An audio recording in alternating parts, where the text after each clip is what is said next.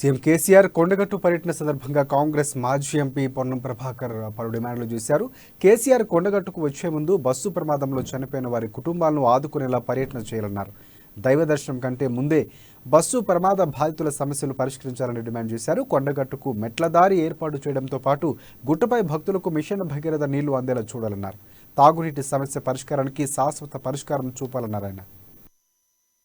అందలేదు. చనిపోయినటువంటి వాళ్ళు చనిపోగా బతుకున్నటువంటి వాళ్ళు కూడా ఆర్థికంగా చనిపోయినటువంటి పరిస్థితి, ట్రీట్మెంట్ పేరు మీద కానీ వాళ్ళను ఆధారంగా చేసుకొని కుటుంబాలను బతుకుతున్నటువంటి పరిస్థితి ఉంది.